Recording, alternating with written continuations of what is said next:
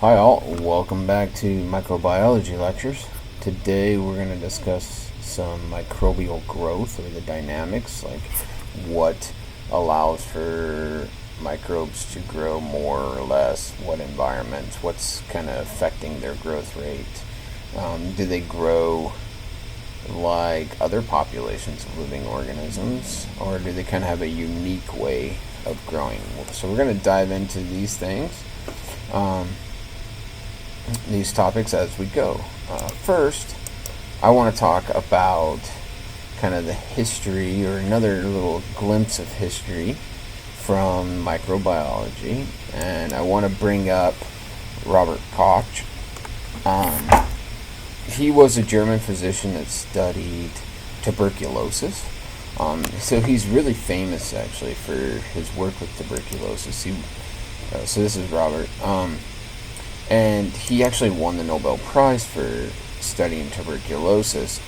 But what he's most famous from the perspective of microbiology and why it's really important for us. Not that tuberculosis is not important; it clearly is. But that was his work, trying to isolate bacteria. So in this time period, in the mid to late 1800s, the techniques to isolate bacteria, to visualize bacteria, were just not available. And that's what Koch worked on. And he first, through studying tuberculosis, he is famous for kind of what, at least at the time, he was famous for his postulates of disease, or what determines if something should be considered a disease. Okay? Now, these have been rearranged, revamped, adjusted quite a bit, and when we go through them, I want you to think about diseases that we deal with today, and do the diseases we deal with today fit the postulates of disease, or would we need to adjust them to fit things like maybe COVID or SARS, or other diseases that popped up in recent times. Okay, so the first one, important, and I think this came from work by other scientists and physicians and individuals of the time, when they were trying to isolate different diseases or different things. They often would say, okay, we should be able to take something from a diseased organism and look at healthy organisms and it not be there. Okay, so his first postulate is microorganisms must be found in abundance of an individual suffering disease, but not found in healthy organisms. Okay.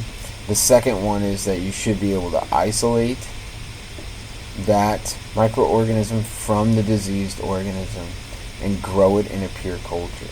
And often in microbiology we talk about these pure cultures. We talk about being able to take an isolate from a petri dish, and transfer it to another one and create a pure culture. And that's exactly what he was attempting to do in the late 1800s.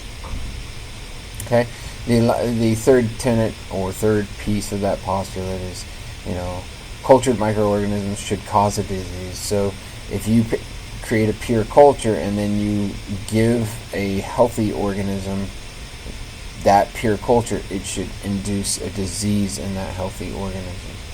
Okay, and then the final one is you should be able to re-isolate the material that you inoculated the host with. Once they become infected with the disease, you should be able to re-isolate it, and it should be the original strain or original causative agent that you put in them.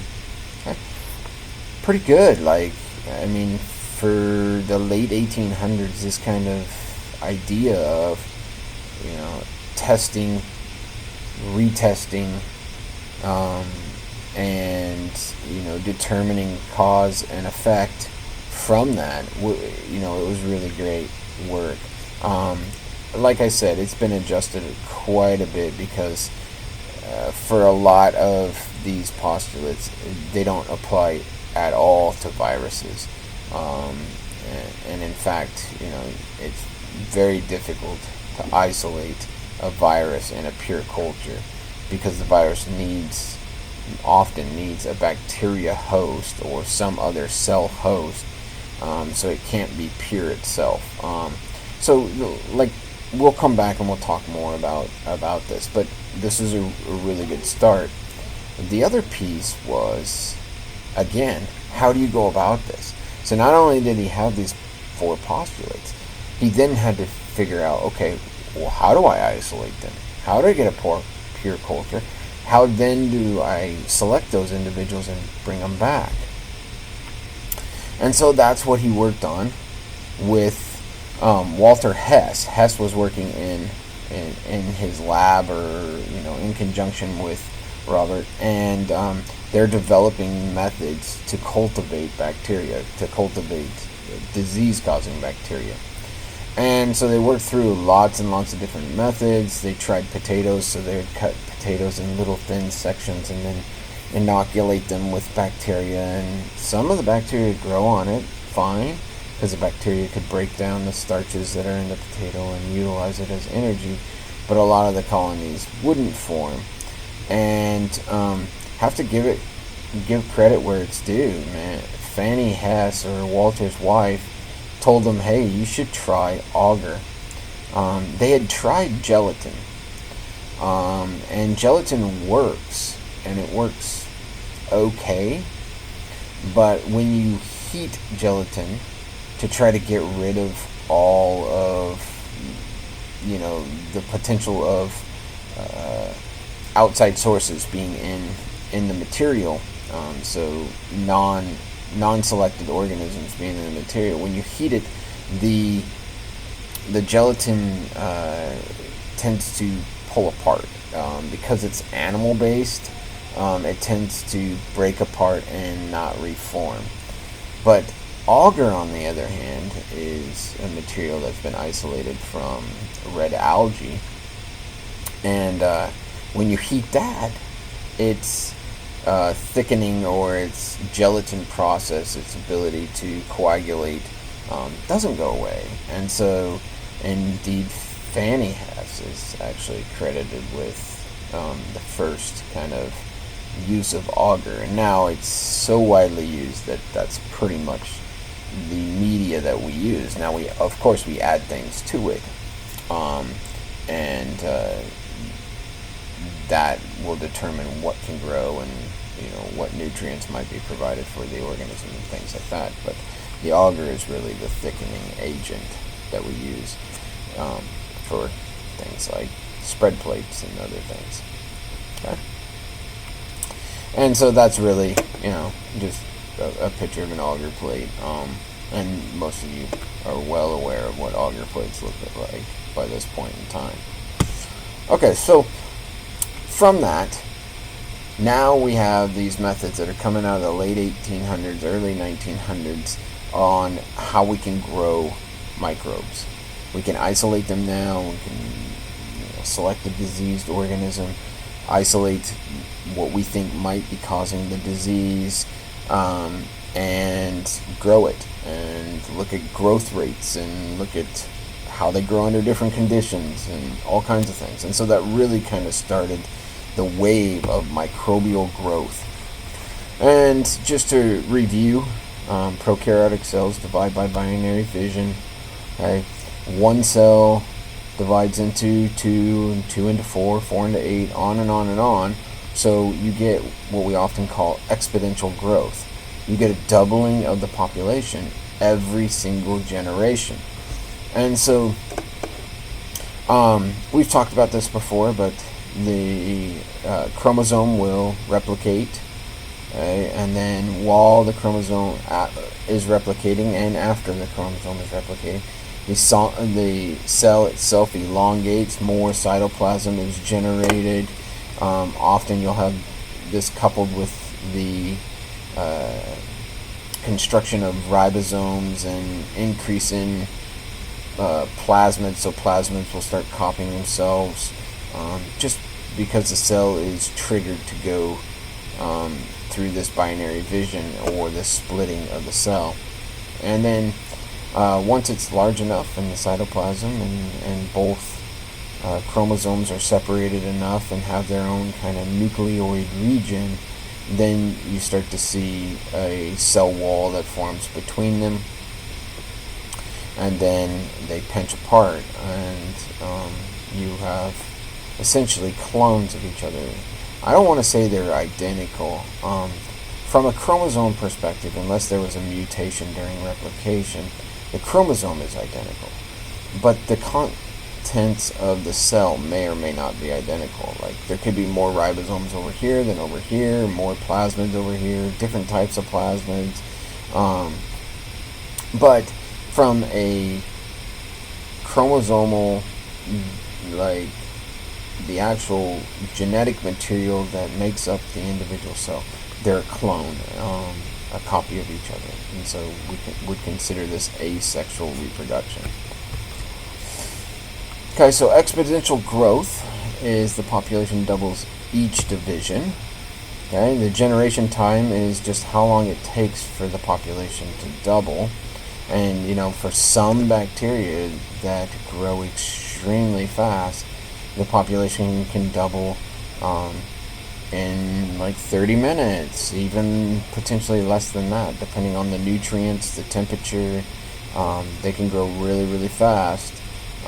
And so different species will have different generation times. And so we can analyze that. So again, varies among species, varies among environmental conditions. When conditions are right, that will be the optimal generation time. No matter what the species is, if they're in their optimal conditions, then your generation time is going to be optimal. So normally when we talk about microbial growth, we're just talking about increasing the number of cells in a population, because remember, each cell is an individual, and so as those cells build up, the population of microbes build up. So let's look at how you might go about calculating a population, or the growth of a population. So let's say we're interested in the number of cells in a population at a given time. Time could be, in a matter of minutes, hours, days, depends on the species, right?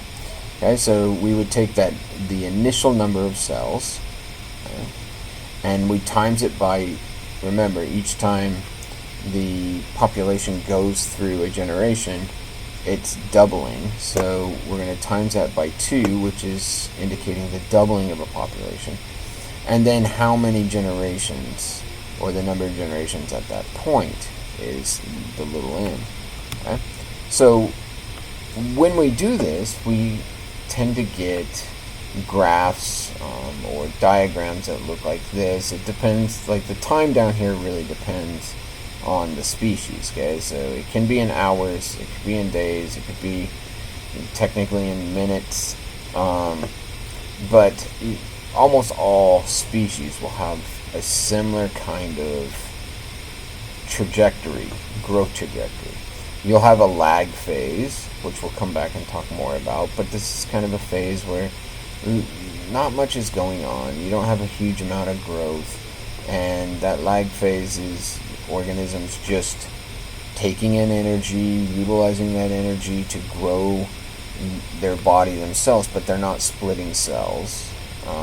And then you have this exponential growth phase, and this is the phase at which you got doubling of the number of cells each generation. Okay, so this is the phase that really is represented by this growth calculation. Eventually you reach a carrying capacity. So in ecology we would call this top, the stationary phase, the K. But eventually you reach this stationary phase, and that it's drawn as this flat line, but really it's up and down, up and down, up and down. So the population, you'll get an increase in the number of dead cells, you get live cells that aren't going through reproduction, and so like the population itself is starting to stabilize. And normally the reason why it's stabilizing is because at this point it's reached kind of the maximum for the environment they're in. Maybe it's the maximum, in this case if it's a test tube, it's the maximum this test tube can hold, or the maximum amount of nutrient available for these organisms. Maybe in a more wild situation, maybe it's the maximum that can occupy like a region. So maybe if you look at like the sink drain in a bathroom that's not heavily used, or maybe they're not using a good soap, and or they don't clean it very often, you'll get a biofilm around the drain. Maybe it's the maximum that can be housed around that drain. Okay, but there will be a point where the bacteria or the microbe colony goes into a stationary phase.